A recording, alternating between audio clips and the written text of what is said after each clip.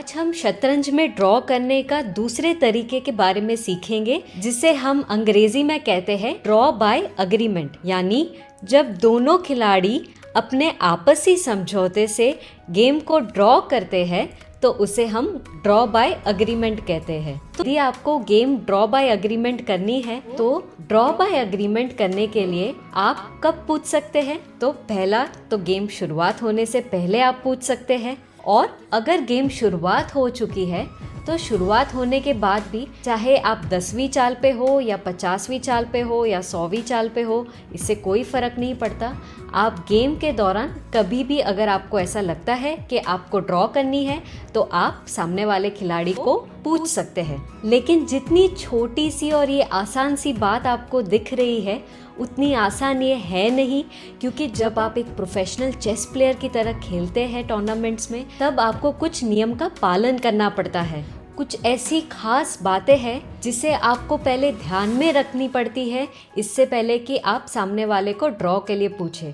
तो वो खास 7 बातें कौन सी हैं वो आज मैं आपको इस वीडियो में बताऊंगी।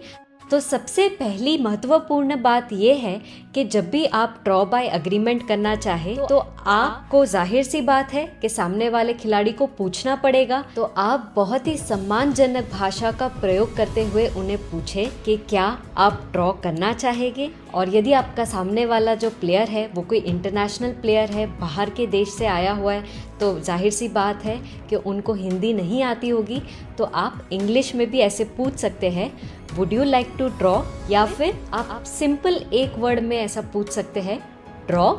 तो कहने का मतलब ये है कि जब भी आप ड्रॉ बाय अग्रीमेंट करना चाहे तो आप जब सामने वाले खिलाड़ी को पूछते हैं ड्रॉ के लिए, तो आप बहुत ही अच्छी भाषा से सामने वाले को रिस्पेक्ट देते हुए प्यार से पूछें।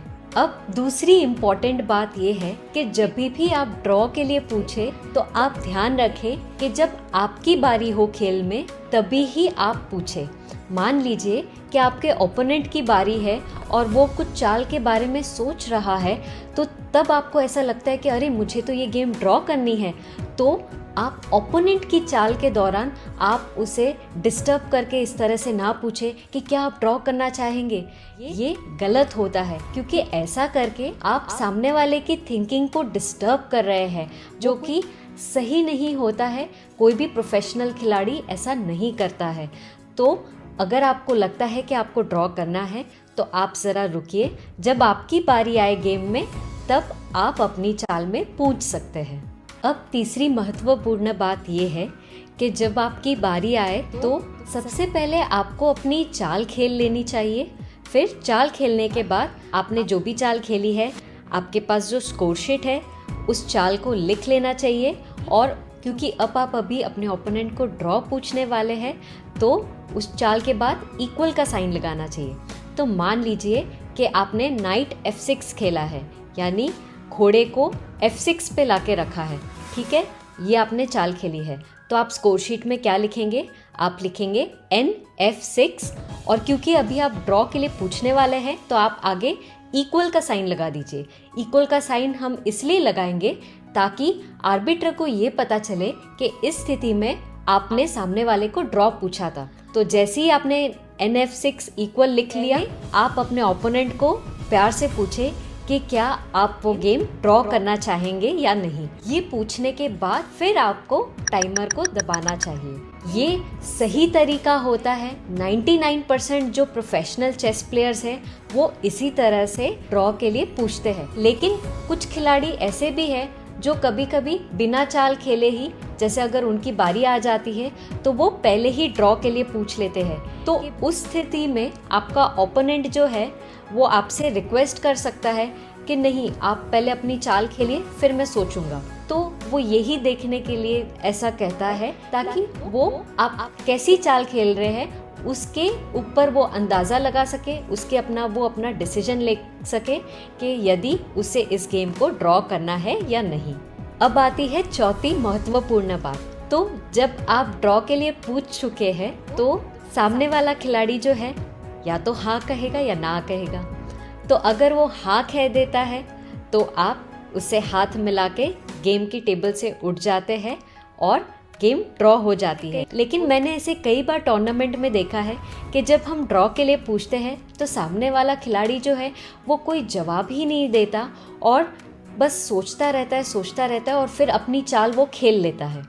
तो अगर सामने वाले खिलाड़ी ने बिना कुछ कहे अपनी चाल खेल ली है तो आप समझ जाइए कि आपने जो ड्रॉ के लिए उन्हें पूछा था वो रिजेक्ट हो चुका है। मतलब सामने वाला जो है वो ड्रॉ नहीं करना चाहता, इसीलिए उसने अपनी चाल खेल ली है। तो इसीलिए उसे बार बार वापस ना पूछे कि भाई उसका जवाब हाँ या ना है। आप बस समझ जाए कि अगर उसने अपनी चाल खेल ली है तो जाहिर सी बात है कि उसे ड्रॉ करने में कोई इंटरेस्ट नहीं है।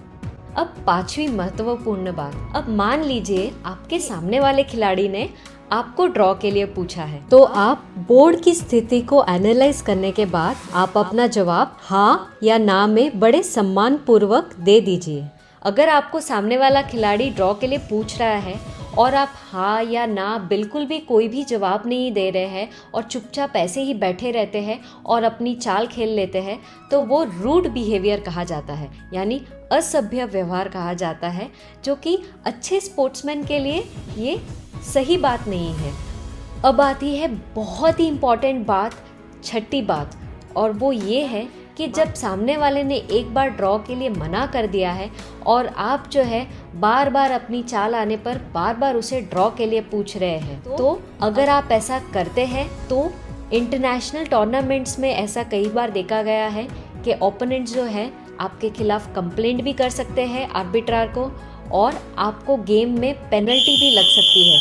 और वो पेनल्टी क्या हो सकती है कि आपके क्लॉक में जितना टाइम बचा है उसे कम कर दिया जाएगा, या फिर आपके ओपोनेंट को विजेता घोषित कर दिया जाएगा गेम में, या फिर कोई और पेनल्टी भी आपको लग सकती है। तो जब आपके ओपोनेंट ने एक बार ड्रॉ के लिए मना कर दिया है तो आप उसे बार बार अपनी चाल में पूछ के उसे डिस्टर्ब ना करें, उसे परेशान मत करें।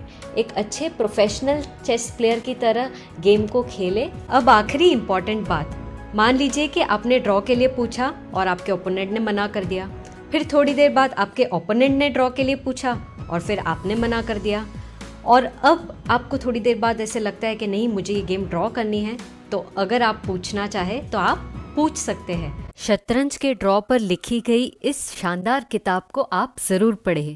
तो दोस्तों खूब मन लगाकर खेलिए चेस, क्योंकि मुझे विश्वास है कि आप एक ना एक दिन बहुत बड़े चेस प्लेयर बनेंगे। मैं आपसे मिलती हूँ अगले वीडियो में। बाय।